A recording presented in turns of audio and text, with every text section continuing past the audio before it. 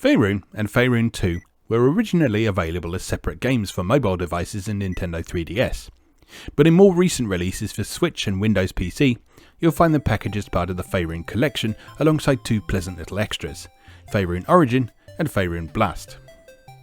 The two titles are fairly self-explanatory. Fairune Origin is essentially the prototype for what would become the first Fairune, while Fairune Blast is a shoot-'em-up themed after the series. But they're both well worth playing in their own right. Plus they're pretty interesting in that they essentially represent both the genesis of and the conclusion to the series as a whole. Well, that is, unless creator Yuumi Skipmore Kimura decides to give us any more, of course. So let's take a closer look at both. Fairune Origin began its life in 2009 as one of the many free Flash-based games Kimura still hosts on his website to this day. Kimura took great pride in the game deliberately not providing any sort of hints to the player, and indeed this is a philosophy he has kept true to for the remainder of the series, as we've already seen. Well, you're not thrown in completely blind. When you start, you're given a brief page of text explaining that the Demon King is about to wake up and start some sort of bad times, so it's up to you, O nameless heroine, to track down the 4 missing fairies and put them back where they should be in order to seal his dark majesty back up for good.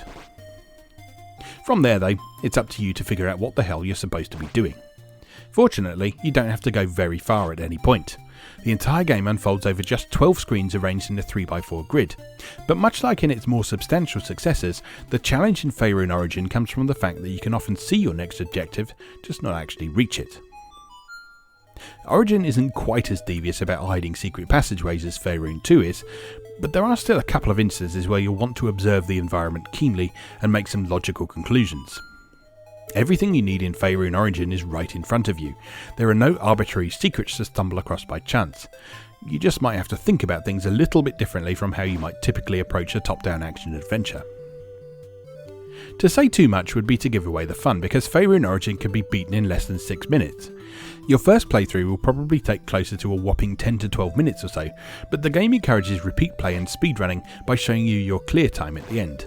And the Fairune Collection version of Fairune Origin also features 3 achievements, one for beating the game, one for beating it without taking damage, and one for beating it in less than 6 minutes. If you haven't yet encountered the Fairune series as a whole, Origin is actually a good place to start, since it provides a gentle introduction to Kimura's distinctive world design and way of thinking. There's only really 1, maybe 2 sequences that are vaguely obtuse, and thus even a complete newcomer to the series shouldn't take more than 10 to 15 minutes to blast through and be ready for their first full adventure in Fairune. Conversely, Fairune Blast is intended to be an endpoint to your time with the series, mostly because the Fairune Collection doesn't allow you to play it until you've beaten Fairune, Fairune 2 and Fairune Origin. It's right there on the menu teasing you with its presence, but covered in 3 padlocks, one for each game, until you prove your worth. Thankfully, it's worth the effort, and makes a highly enjoyable, slickly produced extra to round off the complete collection. And while it doesn't exactly provide closure to the series in a narrative sense, mostly because it doesn't have a story, it does provide a nice way to continue enjoying the look and feel of Fairune as a whole without simply playing through the larger adventures again. Fairune Blast, as the name suggests, is a shoot-'em-up. This isn't as much of a stretch as you might think, since both Fairune and its sequel conclude with a final boss battle that unfolds in shoot-'em-up style. In both cases, they're relatively sedate compared to dedicated shoot-'em-ups, however. A sudden switch from the fairly gentle, cerebral pace of the game's main content wouldn't sit right. And indeed, in the case of Fairune 2, it's impossible to actually lose completely, though there is an achievement on offer for those able to beat the boss without dying once. Fairune Blast, meanwhile, is not held back by any such baggage, and as such provides a much more frantic, speedy, slick blasting experience that is a lot of fun, providing you the opportunity to play as the nameless heroine from the main games, as well as 2 apparent newcomers named Yamato and Uzume. These are actually guest characters from another of Kimura's games known as Kamiko. Each of the 3 characters has a different shot pattern, which begins at its 2nd power level out of 4, meaning it can be upgraded twice by picking up golden fairies carrying P tokens. Fairune's heroine begins with a powerful wide beam that upgrades to have additional bullets providing a slight spread shot. Yamato fires a powerful barrage of swords straight ahead that becomes more intense with additional levels. Uzume, meanwhile, has the widest range of all, particularly when fully upgraded, but her bullets, being magic arrows, are the smallest. Each character also has a special ability. Fairune's heroine can throw out a large spinning disc in front of her like a boomerang. Yamato becomes a temporarily invincible whirling death machine just like her charge attack in Kamiko, and Uzume fires a powerful wide shot that pretty much covers the whole screen width. These abilities gradually charge up over time. A clear audible cue as well as a meter at the side of the screen lets you know when they're ready, and you should have multiple opportunities to use them, even within the 2 minutes each playthrough provides.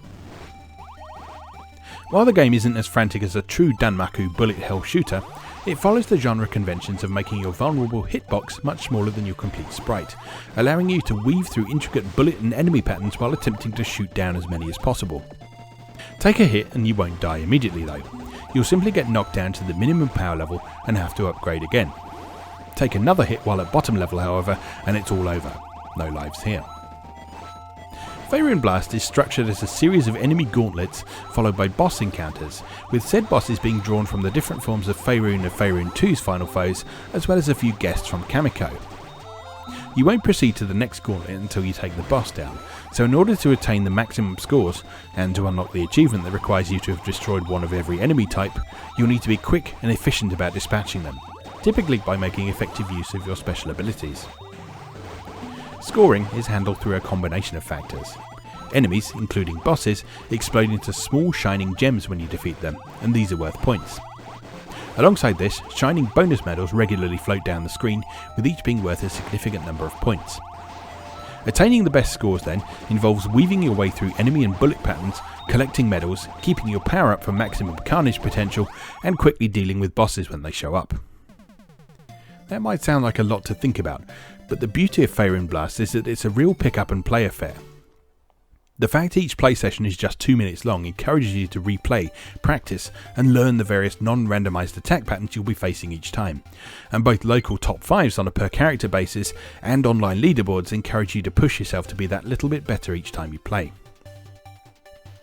As well as playing well, it's full of really nice little touches that you'll only really appreciate having played through the mainline Fairune games in their entirety, presumably hence the reason for it being locked in the Fairune Collection until you've proven yourself. The fact that all the enemies are creatures you've encountered over the course of your pixelated adventures gives a really nice feeling of authenticity to the experience.